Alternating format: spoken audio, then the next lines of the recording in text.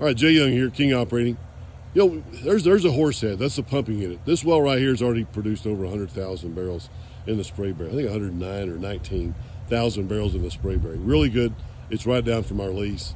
We're really excited about the spray berry formation is what it does. Let's go to a little bit of 101. What happens when that Horsehead, it doesn't go up and down now. It's produced a tremendous amount of oil. That thing may be on a timer. If we sit here long enough, that'll come on and it'll produce maybe an hour every 3-4 hours, or maybe it just produces at night where the electricity doesn't have to work as hard. It doesn't have to pump all day because it's already produced a lot of oil. So it's limited now, and it'll be turned on. When it turns on and starts producing, what happens is that right there, oil and gas will come out of it, and what will happen is it'll go into this separator. That's a separator right there. The gas is on the top, and the gas will go down to a gas pipeline, and then your oil is in the middle, and your oil goes to these tanks right here. And your water, which will be on the bottom, will go into that tank right there. Now what happens is a pumper comes out here every day. Every day a pumper will come out, just like my grandfather did, and I did in his last 10 years that I worked with him in the oil field. That he'd go up on these steps right here, and he'd go down and he'd measure the oil in, let's say, this tank right here.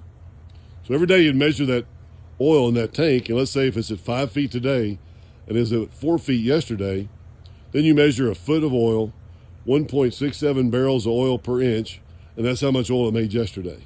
And you'd write that down on a daily blotter, and then we'd add it up for him, and then we would send it in every Sunday night. He's supposed to have it in the mail. Monday morning, before mail, he'd have it in the post office. So we'd always do it on Sunday night and send it in to him. But that's what happens is your separator goes three-phase separator. Your gas goes one direction into a gas pipeline immediately, and your water comes in. Look at this. Look at this right here. I told you it's on a timer. It's on a timer, and it just came on. So it's going to produce a little bit. Not sure how much. This isn't our well. But this well will come on, and it'll produce a little bit of oil and gas and water in your separator. It separates it out. Gas on top, oil's in the middle, water's on the bottom. It'll go into, there's your water tank. Your gas line will go into that gas line, and there's your water.